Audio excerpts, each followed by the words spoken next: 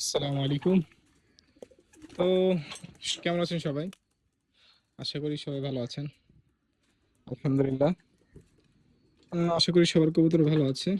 এবছর কে কেমন বাচ্চা নিয়েছেন জানাবেন। অ্যাকচুয়ালি তাদেরকে এইখান দিয়ে বের হওয়ার প্র্যাকটিস করাইছে, এখান থেকে করিনি, ভিডিওর জন্য খুলেছিলাম। তো আজকে দেখাবো। খাবারের আগে একটু ফ্লাই করাচ্ছি, যেহেতু আমি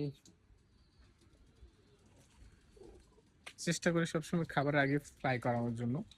তো আজকে আসলে টপিকটা ছিল, অনেকে নক করেন যে ভাই আম, কবুতর লাগবে।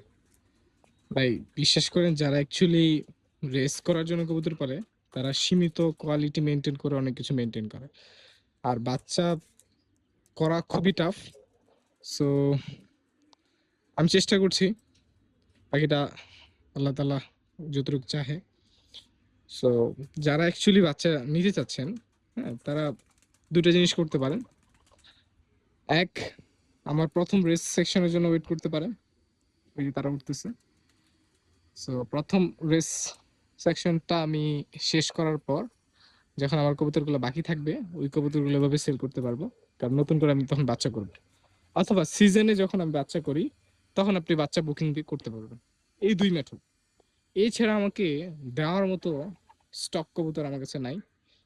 আহ, আর যদি কেউ লফটে ঘুরতে আসতে চান, ঘুরে এসে যেতে পারবেন। ঘুরে এসে যদি পছন্দ হয়, নিয়ে যেতে পারবেন। এটা ডিপেন্ড করে সিচুয়েশন। আমার কাছে এরকম কবুতর থাকলে আমি হয়তো দিতে পারবো। তো আজকের টপিক মেইন এটাই ছিল, যে যারা আমাদের কাছে নক করেন, প্রায় মেসেজ করেন, ফলো করেন যে ভাই কবুতর লাগবে, আপনি কবুতর অনেক অনেক জনের কাছে পেয়ে যাবেন। সো আপনার কাছে যার থেকে ভালো লাগবে রেসিং কবুতর, তার থেকে নেন, কোনো সমস্যা নাই। আপনি রেসের উদ্দেশ্যে পালেন অথবা এইভাবে পালেন, যে উদ্দেশ্যে পালেন আপনি ওইভাবেই নেন।